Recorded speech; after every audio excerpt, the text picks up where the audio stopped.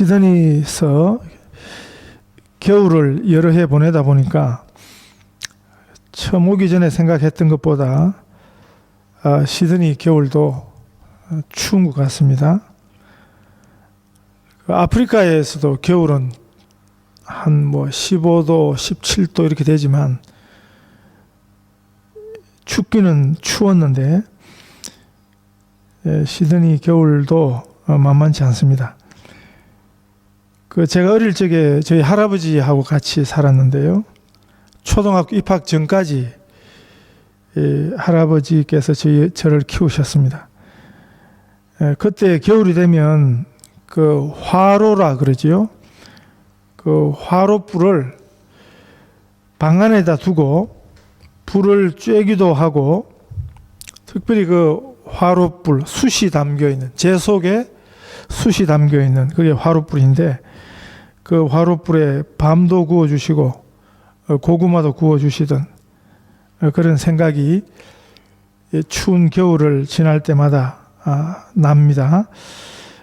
그 화로 안에는 겉으로 보면 불이 없는 것 같지만 그 재 속에 불씨가 살아 있었습니다. 일부러 그 불씨를 꺼뜨리지 않고 남겨둔 것이지요. 얼마나 요긴한 불씨입니까? 지금하고는 우리 식생활, 주거 환경 차이가 많이 날 때니까요. 불씨를 방 안에 가지고 있다 하는 것 자체가 굉장히 중요한 의미가 있었던 것입니다. 제가 한 번씩 즐겨 보는 한국 TV 프로 중에 정글의 법칙이라는 프로가 있습니다. 그래서 보면 이제 정글 속에 가서 그 속에서 이제 며칠을 사는 이런 장면인데, 정글의 삶에서 재미난 것은 문명의 도움을 받지 않고 원시적 삶을, 원시적 도구를 가지고 원시적 먹잇감을 구해서 산다 하는 그것이 오늘 그냥 문명 속에 푹 빠져 사는 우리에게 도전이 되고 재미를 주는 것 같습니다. 정글의 법칙도 보니까 제가 늘 보지는 않습니다만은 처음 할 때 하고 이게 자꾸 회를 거듭하다 보니까 아마 이제 출연진들도 정글의 법칙이 좀 적응이 됐다 그럴까요? 요령이 좀 생겼다 그럴까요? 지난주 분 저희는 항상 재방송을 보니까 지난주 분에 보니까, 그래서 이제 시청자들이 편지를 보낸 것입니다. 초심을 잃었다. 왜 자꾸 이제 슬슬 하나씩 둘씩 도구를 가지고 자꾸 쓰고 그러냐. 그래서 이제 제작진들이 이 도구를 완전히, 이제 시청자들 그런 의견도 있고 하니까 도구를 완전히 빼앗는 그런 장면이 나왔습니다. 그 중에 하나가 이제 불을 붙이는 거죠. 불 붙이는 일이 얼마나 어렵습니까? 그럼에도 불구하고 지난주 아마 랜턴은 어두운 데 필요하니까 아마 둔 것 같아요. 그러니까 랜턴 속에 있는 건전지를 빼가지고 그걸 이제 이용해서 불을 붙이던데, 그 불을 붙이고 또 이미 한번 붙어진 그 불씨를 간직하는 것은 그건 굉장히 우리 삶에서 중요한 것입니다. 그러나 똑같은 불씨지만은 아주 귀한 불씨, 화롯불 속의 불씨 같은 그런 불씨가 있는가 하면, 산에 가서 잘못 불을 피웠다가 나중에 그 불씨를 제대로 끄지 못해 가지고 남겨둔 그 불씨가 온 산을 태우는 이런 불씨는 그건 굉장히 위험한 거죠. 그래서 불조심 표 중에 유명한 표가 뭡니까? 꺼진 불도 다시 보자, 그런 표가 있었습니다. 그게 다 의미가 있는 거죠. 꺼진 불이라고 무심코 방심했다가는 그 속에 살아남은 불씨가 나중에 예상치 못한 큰 화를 불러오기 때문에 꺼진 불도 다시 보자 하는 이런 표가 있는 것입니다. 이스라엘 역사 속에서도 그 가나안 땅에 남겨준 그 가나안 사람들은 그 무서운 재앙의 불씨가 되었습니다. 그 불씨는 불순종의 불씨고요. 그 하나님의 백성으로서의 거룩성, 구별성을 위해서 하나님께서 그 백성됨 정체성을 지키기 위해서는 그 가나안 백성들과 멀리하라 하는 그런 말씀이었는데 그 말씀을 잘 지켰습니다. 그런데 사소하게 여기고 안 지킨 것, 그게 불씨가 된 것입니다. 그게 결국 이스라엘 역사에서 보면 이스라엘 왕국의 멸망을 초래했습니다. 이스라엘 백성들의 삶에 엄청난 재앙을 초래했습니다. 여러 민족들이 있고 우리 한민족도 있고 중국에 55개 소수민족 해서 여러 종족들이 있습니다만은 그 중에 하나가 유대인이죠. 이스라엘 민족이죠. 그런데 아마 그 모든 민족들 가운데 제일 많이 고난을 받은 민족이 어떤 민족인가 하면 유대인일 것입니다. 그 이유가 뭔가? 유대인의 역사 속에서 유대인들에게 그렇게 어려운 고통이 있었던 것, 그리고 지금도 그 유대인들의 삶의 고통이 끊이지 않는 그 결정적 원인이 무엇인가? 그것이 여호수아서가 보여주고 있습니다. 그들이 하나님 말씀에 온전히 순종하지 못했던 그 불순종의 불씨가, 그들이 하나님 말씀대로 순종하지 못했기 때문에 그들 사이에 남겨두었던 가나안 사람들의 그 불씨가 재앙의 불씨가 되었다 하는 것입니다. 우리가 여호수아 15장 이후에 지금 이 이야기를 지금 3주째 보고 있습니다. 제가 하고 싶어서 3번씩 하는 게 아니고요. 성경이 계속 우리에게 이야기를 하고 있습니다. 15장 이후에 이스라엘 12지파 중에서도 남과 북을 대표하는 유다 지파와 또 에브라임 지파가, 또 므낫세 지파가 이 가나안 땅을 분배받아가는 이야기 속에 빠지지 않고 항상 등장하는 이야기, 그것이 뭐냐면 가나안 거민을 쫓아내지 못하매 하는 기록입니다. 오늘 이 17장에서도 12절과 13절이죠.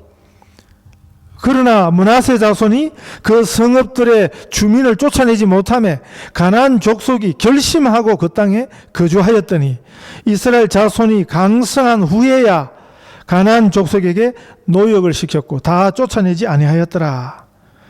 여기 보면 그러나 하는 표현이 있습니다. 그러나 지금 땅을 이렇게 차지했다고 하고 나서 그러나 땅을 차지하였으나, 땅을 차지한 것처럼 보였으나, 그러나 그들이 실패했다고, 그들이 순종하는데 실패한 것이 이것이라고 그렇게 이야기하는 것입니다.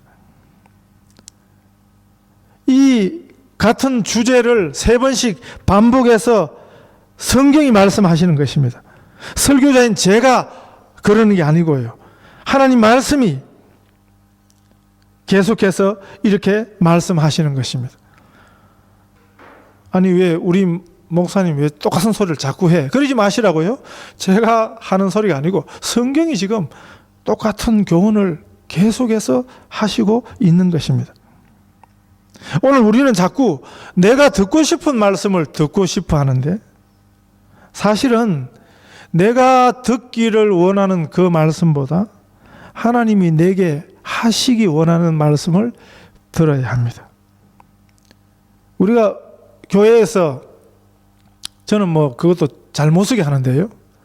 은혜 받았다 하는 말을 교인들이 자주 쓰는데 내가 듣고 싶었던 그 말씀을 들어서 받는 것, 그게 진정한 은혜가 아니고요. 참 은혜는 하나님이 우리에게 하시고 싶은 말씀을 우리가 들을 때 그게 은혜입니다. 그것하고는 차이가 많이 나거든요. 내가 듣고 싶어하는 말씀과 하나님이 우리에게 하시고 싶어하는 말씀은 차이가 많이 있는 것입니다. 본문에서 쫓아내지 못했다 하는 말씀은 적극적으로 하나님 말씀을 순종치 아니했다 하는 뜻입니다. 우리가 하나님 말씀 순종하는 일이 어렵습니다. 참 어렵습니다.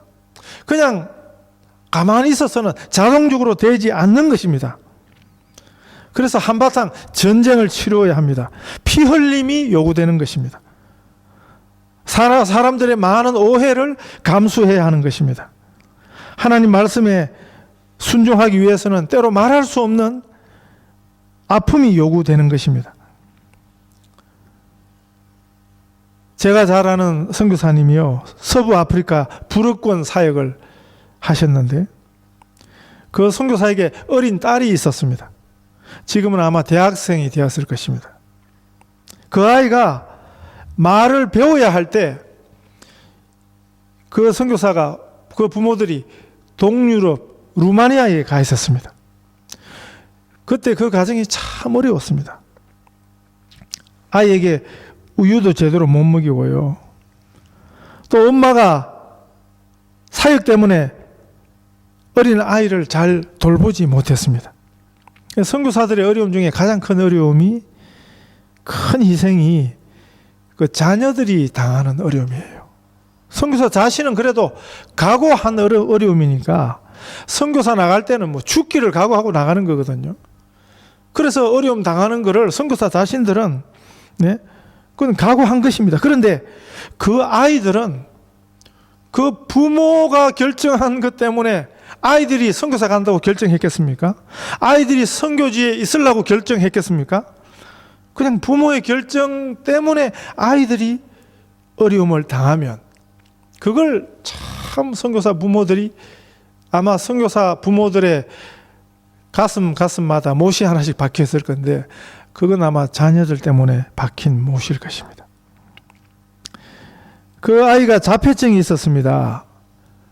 말을 한참 배워야 할 때인데 이건 한국말도 아니에요. 영어도 아니에요. 루마니아어예요. 루마니아어. 부모들도 어려운데 어린아이가 말은 못하고, 그래서 나중에 밝혀진 거지만 언어 때문에, 언어의 혼란으로 야기된 자폐증이었습니다. 나중에 한국 들어갔는데 말을 안 하는 거예요. 성격 탓인가 하고 무심히 생각했는데 그것이 자폐증으로 인한 언어 장애였습니다. 그리고 또 얼마 한국에 있다가 다시 그 아이를 데리고 아프리카로 간 것입니다. 제가 그분들이 아프리카 가서 처음 보내온 편지를 보고, 그 아프리카 환경은 처음에 세네갈에 갔는데요, 아이를 또 부모가 데리고 있을 수도 없는 거예요. 그 선교사 자녀 학교가 따로 있는데 거기다가 아이를 떼놓을 수밖에 없는 그런 사정을, 그것도 정상이 아닌 아픈 아이를, 정상적인 아이라도 부모가 떼놓고 있으려면 그 얼마나 힘들겠습니까? 그런데 심각한 자폐증이 있는 아이를 선교사 학교에 떼놓고 사역지로 오려고 하니까 얼마나 그 마음이 답답했겠습니까? 그때 그 답답한 마음을 기도해달라고 하면서 편지를 보내왔습니다. 나중에는 그 학교에서도 그 아이를 감당할 수가 없게 된 것입니다. 그런데 그 선교사님 편지에 아무리 어려워도 가야 할 길이기 때문에 감사함으로 갑니다, 그렇게 편지가 왔습니다. 제가 이 설교 준비하면서 그 선교사님 생각이 나서 한번 요즘 어떻게 지내는가 찾아봤습니다. 이제 최근 편지는 없고요, 한 3년 전 편지에 보니까 이 딸아이가 이제 조금씩 자폐증을 극복해가는, 그래서 이제 정상적으로 이제 아직까지는 힘들지만 학교 생활을 해내가는 그런 와중에 있더라고요. 이 하나님 말씀을 순종하는 것이 참 어려운 것입니다. 말할 수 없는 어려움이 따르는 것입니다. 이스라엘 백성들이 그 가나안 사람들을 내쫓는 일이 쉬웠다면 그들을 그렇게 남겨놓지 않았을 것입니다. 그 일은 참 어려운 일이었습니다. 그래서 쫓아내다가 다 못 쫓아낸 것입니다. 그들이 순순히 쫓겨나려고 했겠습니까? 자기네들 땅인데. 이스라엘이라는 민족이 들어와서 내놓으라 그러니까 누가 순순히 내놓으려고 했겠습니까? 결사적으로 죽기를 각오하고 사울이여 들었던 것입니다. 하나님 명령에 말씀에 순종하려면 어떤 희생이 있어도 어떤 그들의 기세를 어떻게라도 그 기세를 꺾고 내어 쫓았어야 하는데 결국에는 그 기세 앞에서 조금 남겨놓게 된 것입니다. 우선은 이제 많이 쫓았으니까 거의 다 내어 쫓았으니까 저 정도는 그냥 내어버려 두어도 괜찮다 하는 판단이 들었을 것입니다. 이미 전세는 꺾였기 때문에 그냥 두어도 무슨 일이야 있겠냐 하는 그런 불확실한 믿음, 이 미신이죠. 그런 미신적 믿음이 이스라엘 백성들 속에 있었던 것입니다. 그래서 아마 그들을 남겨두게 되었을 것입니다. 이스라엘 백성들이 그렇게 나오니까 12절에 보니까 가나안 사람이 결심하고 그 땅에 거하였더라. 그들의 결심의 빌미를 결국 이스라엘이 준 것이지요. 우리 몸의 질병 중에 만성병이라는 게 있습니다. 그거는 뭐냐면 그걸 제때 치료하지 못해가지고 그 병이 남겨진 잔재가 오래되다 보니까 만성병이 된 것입니다. 아시는 것처럼 만성병은 참 치료가 어렵습니다. 만약에 10년에 걸쳐서 그게 만성병이 된 거면 그 병을 고치기 위해서는 그만한 세월이 더 필요한 것입니다. 오늘 이 성경 이야기는 영적 질병에 관한 이야기입니다. 그 만성적인 그 병이 결국 재앙의 불씨가 되어가지고 이스라엘을 망하게 했다 하는 것입니다. 성경은 우리가 원수 마귀를 이겨내는 방법이 대적하라 그랬습니다. 피하지 말고 맞붙어 싸우라는 것입니다. 고통은 아파도 그 고통에 직면해야 합니다.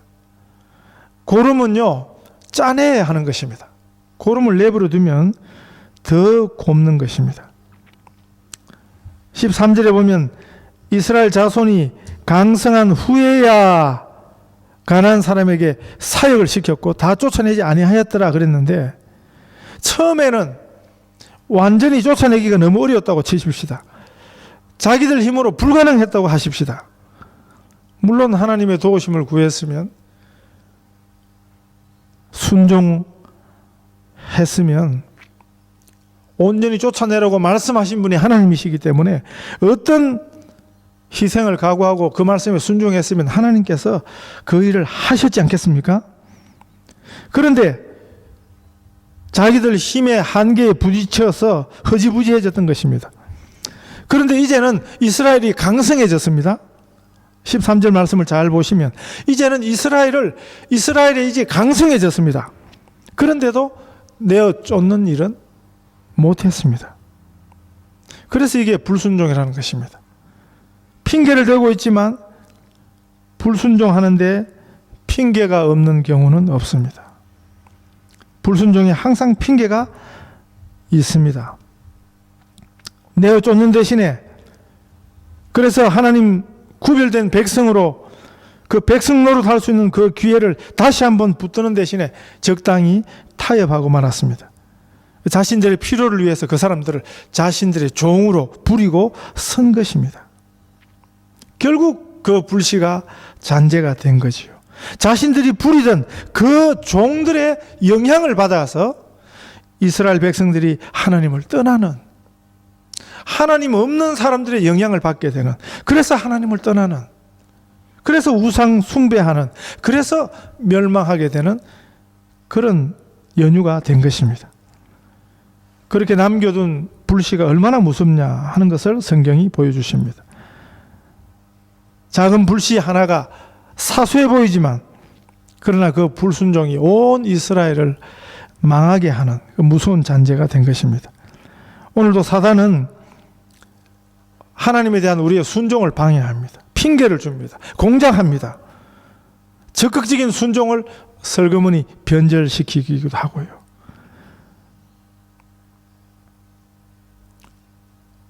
말씀에 불순종하는 사람은 절대 하나님을 경외할 수 없는 것입니다.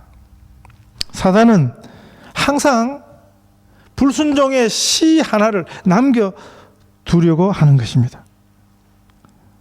우리들이 하나님 말씀 앞에 철저히 우리 자신을 점검하는 일이 필요한 것입니다.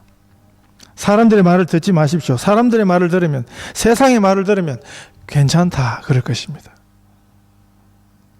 그러나 하나님 말씀은 분명히 말씀하십니다.